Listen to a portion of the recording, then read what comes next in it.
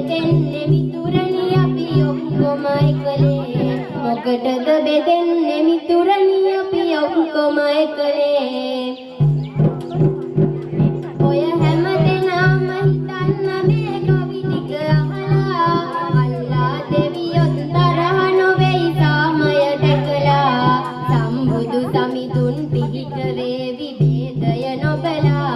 ජේසුනි දිව දෙවිඳුනි අප සැම දෙනවද රැකලා සිංහල මුස්ලිම් ක්‍රිස්තු හින්දු අය එනවාද